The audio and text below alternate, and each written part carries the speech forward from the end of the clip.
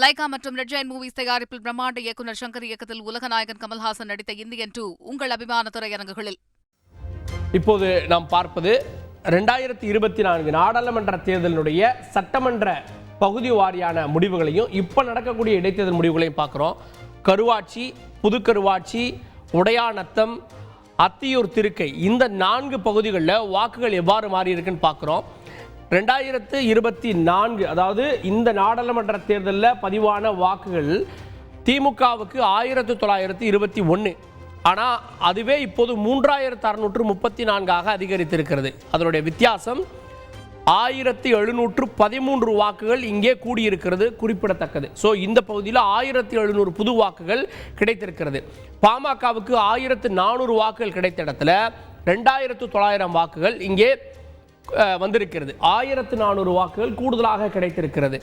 அதிமுக பெற்றிருந்த வாக்குகள் 2726 வாக்குகள். இந்த 2700 வாக்குகள் அதோடு நாம் தமிழர் கட்சியினுடைய அவங்க பெற்றிருந்த ஒரு 55 வாக்குகள் குறைகிறது.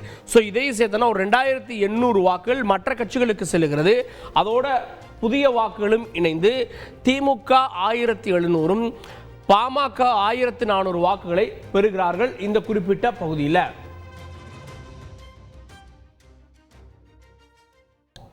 தொடர்ந்து திரு கணேஷ்குமார் அவர்கள்ட்ட சில பகுதிகளை பார்த்தோம். கடந்த முறை பார்க்குறப்போ 600 ஓட்டு தான் டிரான்ஸ்ஃபர் ஆயிருந்துச்சு. ஆனால் இந்த முறை 1400 ஓட்டு டிரான்ஸ்ஃபர் இருக்குது அதிமுகவுடைய ஓட்டில் இருந்து.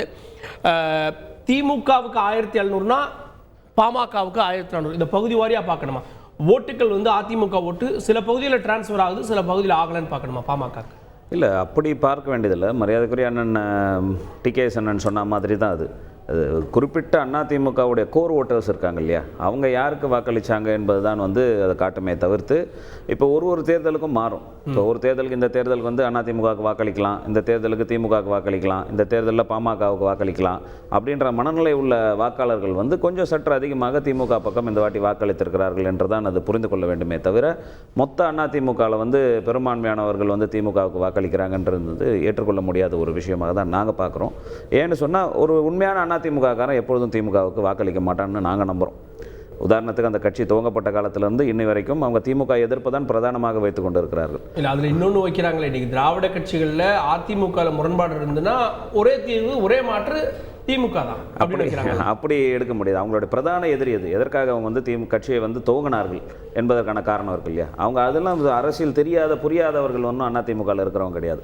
அவங்களுக்கு பாமக எதிரியா திமுக எதிரியான்னு பார்த்தா முதல் எதிரியாக அவங்க திமுகவை தான் பார்ப்பாங்க. அதற்கு பிறகுதான் அவர்கள் பாமகவை கருத வேண்டிய சூழ்நிலை எல்லாம் அவர்களுக்கு வரக்கூடியது. அப்படி இருக்கும்போது பெரும்பான்மையான வாக்கை பாமககள் வந்திருப்பதற்கான வாய்ப்புகள் இருப்பதாக தான் நாங்கள் பார்க்குறோம். இதை வச்சு பார்க்கும்போது இல்லை, இன்னும் அந்த லீடு அப்படியே டிரான்ஸ்ஃபர் ஆகியிருக்கணும் அப்படின்னா பாஜக இல்லாமல் இருந்தால் டிரான்ஸ்ஃபர் ஆகிருக்குமோ அந்த வார்த்தை முன்வைக்கிறாங்களே. ஒரு தேர்தலையும் மாறும்னு சொல்கிறேன் இல்லைங்களா. இப்போ உதாரணத்துக்கு சொல்லணும்னா இப்போ போன இடைத்தேர்தல் எடுத்துக்கோங்க. 2019 விக்கிரவாண்டி இடைத்தேர்தலில் திமுக 68,000 வாக்குகள் தான் பெற்றாங்க.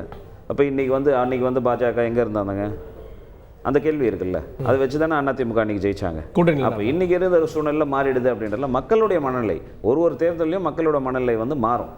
அந்த மக்களுடைய மனநிலை இன்றைக்கு எப்படி இருக்கிறது என்பதை காட்டுவதை தான் நம்ம எடுத்துக்கொள்ளணுமே தவிர பாஜகவினால் வந்திருக்குமா, பாமகனால் வந்திருக்குமா, திமுகனால் வந்திருக்குமா, அதிமுகனால் வந்திருக்குமான்றதெல்லாம் கணிக்க முடியாத ஒரு கருத்தாக தான் நான் பார்த்துட்டு இருக்கோம். ஓகே, திருக்கோட்டீஸ்வரன், அதிமுக வாக்கள் எங்கே டிரான்ஸ்ஃபர் இருக்குன்னு பார்க்குறீங்க? இந்த பகுதி ஸ்பிளிட்டாக இருக்குது. அதாவது ஒரு பாதி கணிசமான, அதாவது 50% மேலே திமுகக்கும் கிட்டத்தட்ட ஒரு 40% பாட்டாளி மக்கள் கட்சிக்கும் வந்திருக்கு.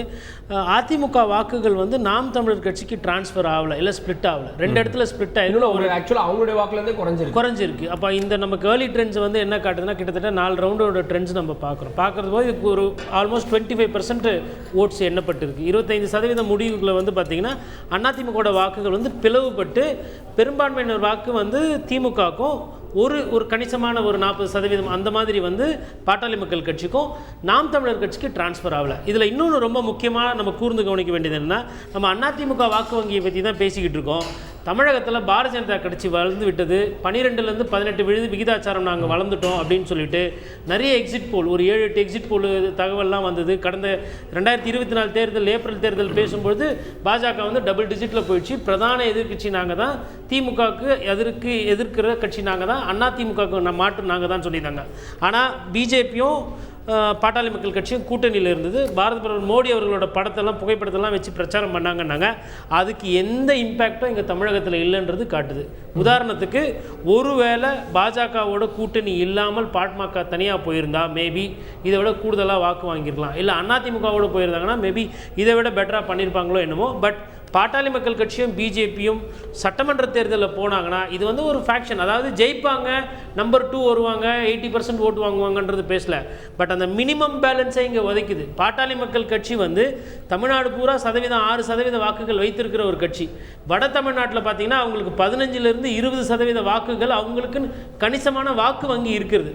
அப்படி பார்த்தா இப்போ அவங்க அதிமுக இல்லாததில் மினிமம் 20% அந்த இடத்துல வச்சிங்கன்னா கூட பிஜேபி ஒருவேளை வளர்ந்துருந்ததுன்னா அவங்களுக்கு வந்து கம்ஃபர்டபுளாக 35% வாக்குகள் வந்திருக்கணும். கூட இதில் ஓபிஎஸ் ஐயா வாக்கு எங்கே போகுது, டிடிவி தினகரனோட வாக்குகள் எங்கே போகுது, மற்ற ஒரு பிரம்மாண்டமான ஒரு கூட்டணி அமைச்சாங்க. அப்போ அந்த கூட்டணி வாக்குகள் எங்கே போச்சு அப்படின்னு பார்த்தா பாட்டாளி மக்கள் கட்சி கூட்டணிக்கு வர வேண்டிய வாக்குகள் வரல. இது வந்து வெறும் பாட்டாளி மக்கள் கட்சியினுடைய தனிப்பட்ட செல்வாக்கில் தான் அங்கே ஓடிக்கிட்டு இருக்கு. அதுதான் அங்கே காட்டுது. அதில் கொஞ்சம் ஏடிஎம்கே வாக்குலாம் ஆட் ஆயிருக்கு, கொஞ்சம் ஏடிஎம்கே ஓட்டு ஆட் ஆயிருக்கு. பட் அது வந்து ஏடிஎம்கே ஓட்டு நம்ம முன்னாடி ஸ்ப்ளிட் பண்ணோம்.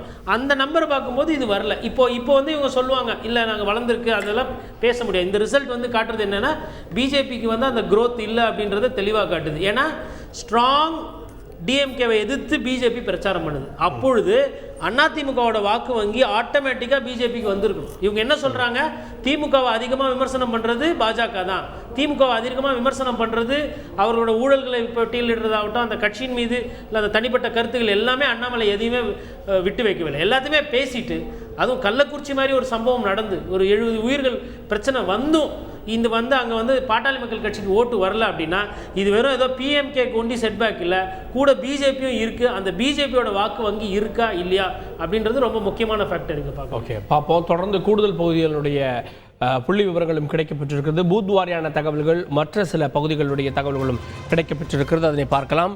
வெங்கமூர் பகுதி, வெங்கமூர், வெள்ளையாம்பட்டு, சிஎன் பாளையம், பனமலைப்பேட்டை, உமையாள்புரம், சங்கீதமங்கலம், சாலவனூர் இந்த பகுதிகளுடைய முடிவுகள்.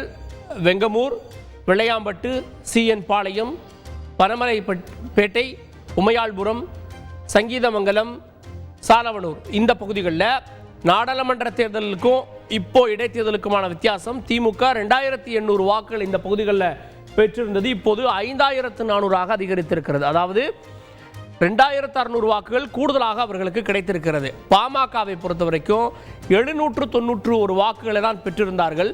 இந்த முறை 1400 வாக்குகள் அவர்களுக்கு கிடைத்திருக்கிறது. 600 வாக்குகள் புதிய வாக்குகள். அதிமுகவுடைய வாக்குகள் 2400, அது திமுக பெற்றிருக்கக்கூடிய புதிய வாக்குகளை விட குறைவு. ஸோ அதிமுக வாக்கெல்லாம் ஒரு குறிப்பிட்ட கட்சிக்கு டிரான்ஸ்ஃபர் ஆகிருக்கின்றது இங்கே தெளிவாக தெரிகிறது. நாம் தமிழர் கட்சி இங்கே எழுச்சி அடைந்திருக்கிறது. இங்கே எல்லா கட்சிகளுக்குமே வாக்குகள் கூடியிருக்கிறது. கொஞ்சம் திமுக கடந்த முறை பெற்றதை விட டபுள் மடங்கு அப்படின்னு நம்ம சொல்லலாம். ஸோ இந்த பகுதியில் அதிமுக வாக்கு முழுவதுமாக டிரான்ஸ்ஃபர் ஆகியிருக்கு அப்படின்றது தெரிகிறது. லைகா மற்றும் ரெட் ஜெயண்ட் மூவிஸ் தயாரிப்பில் பிரம்மாண்ட இயக்குனர் சங்கர் இயக்கத்தில் உலகநாயகன் கமல்ஹாசன் நடித்த இந்தியன் 2 உங்கள் அபிமான திரையரங்குகளில்.